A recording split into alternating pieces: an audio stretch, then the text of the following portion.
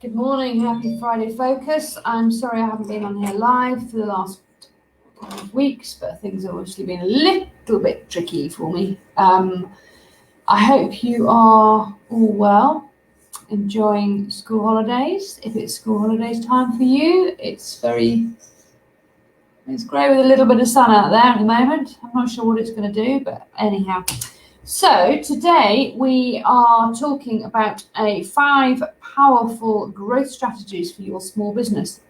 Now, this is not something I usually talk about because I hate doing it, and it's all to do with marketing. Most of it's to do with marketing, not all of it. Basically, when we are running a small business, when we first start out running a small business, we have loads of motivation and loads of enthusiasm.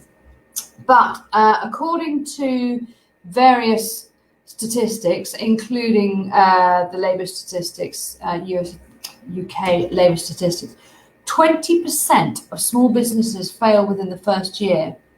Now, if you jump ahead to 5 years, that number rises to a really terrifying 70%. Why? Why does that happen? Why do they fail? What's not right? Interesting.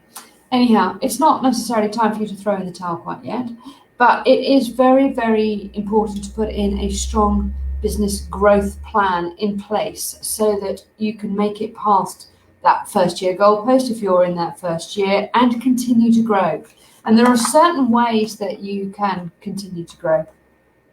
When you're first starting out, as I say, you have loads of motivation, loads of enthusiasm and things like that. And you probably have, if not a 3-year, then at least a 1-year plan of how you are going to get your clients and keep your clients and make your products, whatever it happens to be.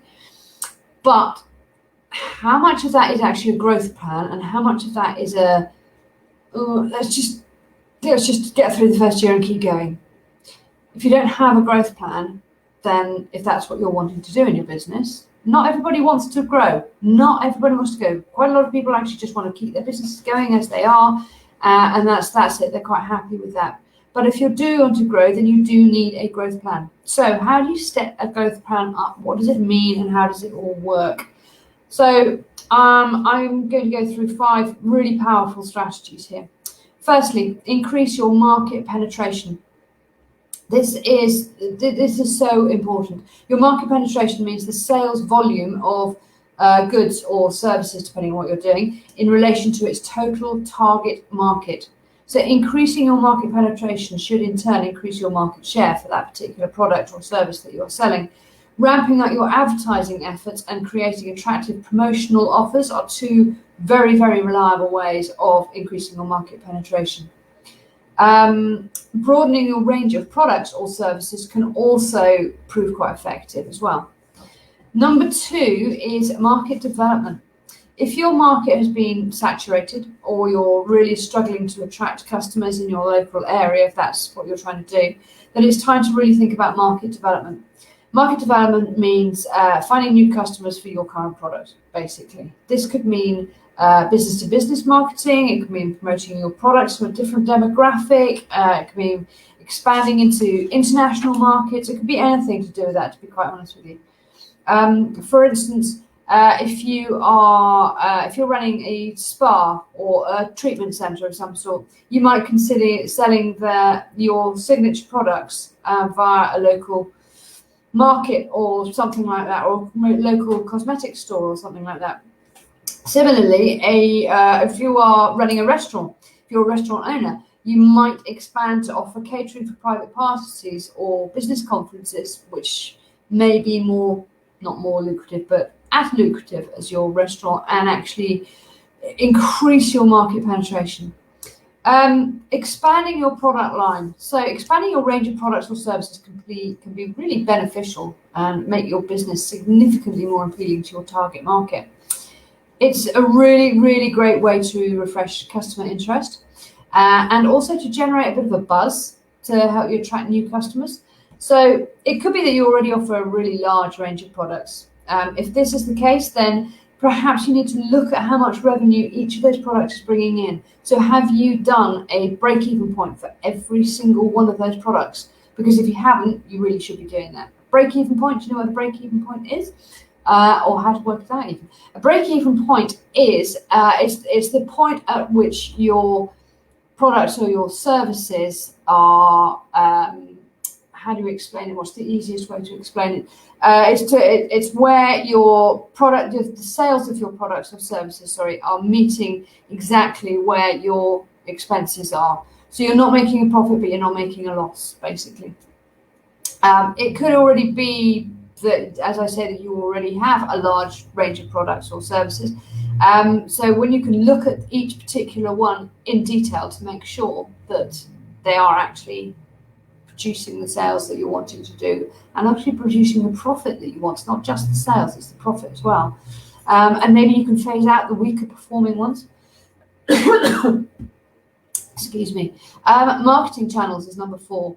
If your marketing efforts aren't bringing in the business, it's time to consider changing that channel. So if you're just using LinkedIn, for instance, or you're just using your website, then perhaps it's time to start thinking about different ways, different channels that you could use. So obviously there are the usual social medias like those, LinkedIn, Facebook, Instagram. But what else could you possibly do? Could you set up an email marketing campaign? Are your emails really clear and engaging? Are you talking to the right people? Because if you're not talking to the right people, then they ain't going to listen, because they're not the right people for you. What about your website? Is it content rich, or does it literally just show your opening hours and your contact details and a few products or your free services and that's it? Is that engaging as well? Are you updating it all the time? Do you do blogs and things on LinkedIn or Facebook or Instagram, whatever it happens to be, or posts? And do you put those on your website? Do you give people really, really clear ways to get in touch with you or to make an appointment with you? Do you use something like Calendly or Acuity for your online calendar? These are all the things that you need to consider. You need to try and make sure that this ecosystem is correct and working for you before you start to increase your new customers or your products or your services, whatever it is that you're having to do. But sorry. Also, when you're thinking about your website, you need to think about what else you're actually putting on there. Are you putting any videos on there? Do you do SEO on your website? Is there another way that you could get this changing your channels? Can you get interviewed on podcasts or set up your own podcast? I have a lovely client who helps people set up their podcasts absolutely brilliantly. She's wonderful. And she's helped so many people set up the podcast. Now, podcast is something that I have never thought of doing. Never, ever, ever, until very recently. And I've been thinking about increasing different revenue streams and things like that.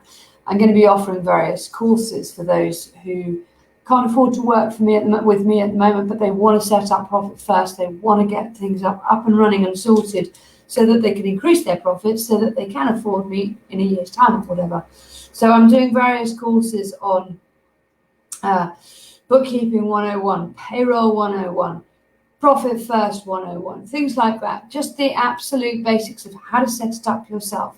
And they're not going to be hugely expensive, but they are going to help people, I think, a lot who might want to work with me at a later date. Anyhow, so yeah, that's your marketing channels that we were talking about. Think about what else you could possibly do as far as that's concerned. And the 5th point is segmentation. Market segmentation means dividing your market into various groups and creating targeted marketing campaigns to appeal directly to those groups. Sorry, I'm losing my voice today. The most effective marketing is specific rather than general. We can all do that sort of scattergun marketing, but the clue's in the name, scattergun. Where's it going to land? How's it going to work? Who knows? Nobody knows. So if you can be more specific on your marketing, who you are marketing to, do you have an ideal client that you're marketing to? Have you worked out what that client where they shop, what they read, what they do for fun, what keeps them up at night, what their profession is, what their age is, anything like that. It can always help, because then you're talking to those clients as though you're having a conversation in a coffee shop or in a meeting or something like that, or like this. I am talking to potential clients and clients at the moment because I talk their language, and because I talk their language, they get it, and it means that they feel safe with you. So you are marketing to them. You need to, in order to find out who your ideal client is, you need to do quite a lot of research. So you need to do email services, site analytics, customer purchase history. They're all hugely helpful for this. You could also employ a CRM tool to accurately actually optimize each of your segmentation processes.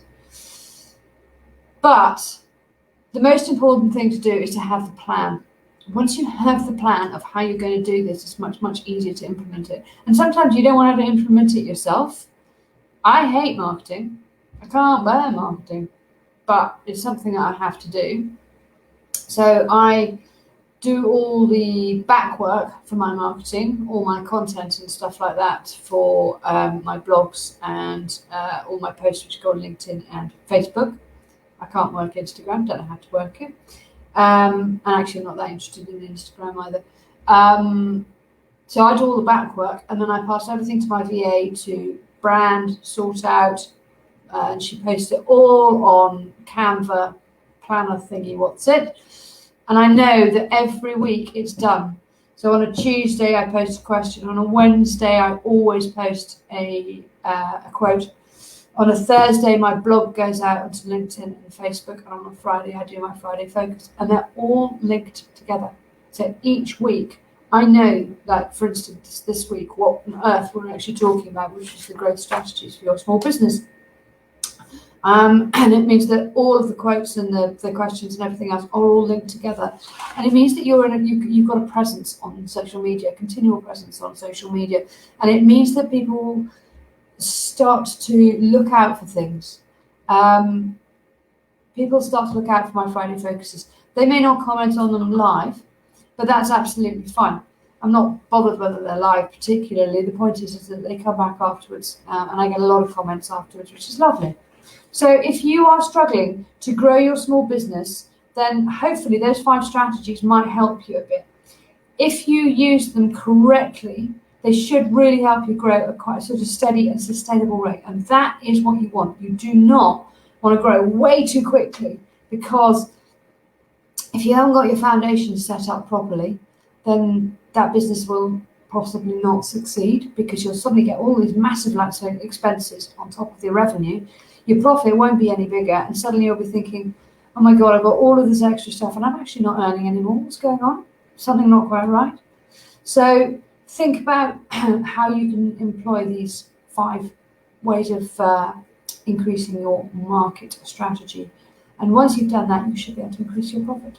I hope this has been helpful. Sorry.